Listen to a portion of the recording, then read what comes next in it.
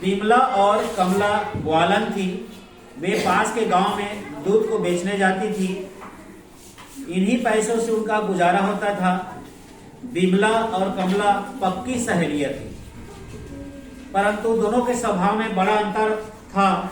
जहां कमला सीधी और सरल थी, सुनना ध्यान से ना, कमला जो थी सीधी सादी थी और बिमला क्या थी, धूर्त और चालाक थी। है धूर्त और क्या थी, चालाक थी। दूध के धंधे में कमला पूरी ईमानदारी रखती, पर बिमला बेईमानी करती। ग्राहक जानते थे कमला ईमानदार है, इसलिए वे त्योहार पर उसे मिठाई, कपड़े, उपहार आदि अपनी ओर से देते। कमला जब इनके बारे में बिमला को बताती तो वह जल भुन जाती। मन ही मन सोचती कैसे इसे नीचा दिखाऊं, नुकसान पहुंचाऊं। कौन? बिमला। कौन? बिमला। हाँ, कौन सीधी सादी थी? कमला। कमला क्या थी? सीधी सादी थी, लेकिन बिमला क्या थी? धूर्त थी और क्या थी? चालाक थी। रोज की तरह बिमला के पति ने दूध निकालकर मटके में रखा और उस दिन मटका ढकना भूल गया। हाँ, बिमला के पति ने क्या किया? दूध निकालकर मटके में रख दिया और उस दिन ढकना भूल गया। बिमला नहा धोकर आई तो देखा मटका खुला था। वह उसे ढकने लगी, तब देखा एक मरी छिपकली मटके के दूध में तैर रही है ना। बिमला के पति ने मटका को ढकना भूल गया था और उसमें क्या पड़ा था? छिपकली। वह डर गई, अब क्या करे। चिमटे से पकड़कर उसने पहले छिपकली निकालकर फेंकी और बैठकर सोचने लगी। अचानक उसे एक धूर्त विचार आया, क्यों ना वह दूध का मटका कमला से बदल ले। उसने पति को छिपकली के बारे में कुछ ना बताया।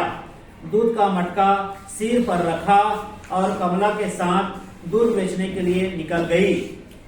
रास्ते भर वह सोचती जा रही थी कमला से दूध का मटका कैसे बदले। तभी कमला ने कहा, बिमला मुझे प्यास लगी है। दोनों कुएं के पास पहुंची, दूध का मटका नीचे रखा, दोनों ने पानी पी लिया। इस बीच बिमला ने चालाकी से कमला वाली मटकी अपनी जगह पर अपना मटका रख कर मटका बदल लिया, है ना। बिमला ने क्या किया? बड़े चालाकी से अपना मटका क्या कर लिया? बदल लिया। थोड़ी दूर ही चले थे कि कमला पत्थर से ठोकर खाकर गिर पड़ी। मटके का सारा दूध नीचे गिर गया।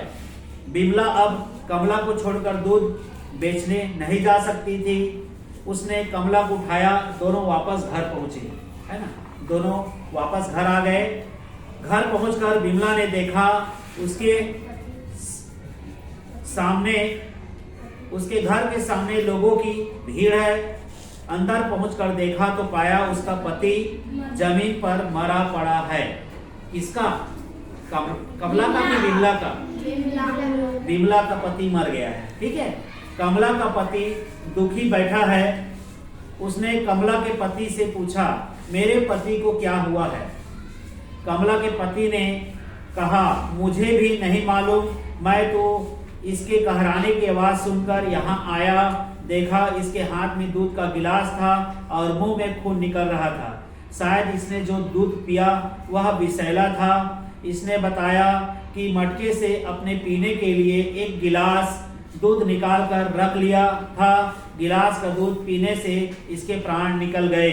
डॉक्टर को बुलाने का मौका भी नहीं मिला।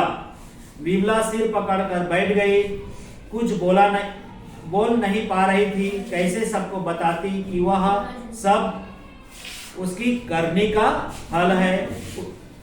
उसने जैसा बीज बोया वैसा फल उसे मिला। उसने पति को खाने के बाद उसे समझ में आया कि जैसी करनी वैसी भरनी। शायद पति को खोने के बाद ना, गलती बोल दिया था, है ना। हाँ, किसका पति मर गया था जी? बिमला का। क्यों? हाँ, जहरीली दूध पिया था, है ना। दो सहेली था, दोनों सहेली का नाम क्या था? कमला और बिमला। इनमें से कौन ईमानदार थे? कमला। कमला। बिमला कैसी लड़की थी? चालाक चालाक और धूर्त। कैसी लड़की थी? चालाक और धूर्त। बिमला और कमला कौन थी? ग्वालन थी। दोनों कौन थी? बिमला और कमला दोनों ग्वालन थी। कमला का स्वभाव से कैसी थी? हाँ, कमला सीधी और क्या थी? सरल। बिमला ने दूध के मटके में क्या देखा? छिपकली। क्या बिमला विषैली दूध बेच पाई? नहीं। पति की मृत्यु से बिमला ने क्या सीखा? जैसी करनी वैसी भरनी। हाँ, पति की मृत्यु से बिमला ने सीखा हम जैसा बीज बोएंगे वैसा हमें क्या मिलेगा? फल प्राप्त होगा। समझ में आ गया? हाँ, तो हमें दूसरों के साथ धोखा करना चाहिए कि नहीं? हमेशा ईमानदारी से रहना चाहिए, दूसरों के साथ ईमानदारी से पेश आना चाहिए, विनम्रता से बात करना चाहिए और किसी को धोखा नहीं देना चाहिए। समझ में आ गया? बिल्कुल सही। चलो।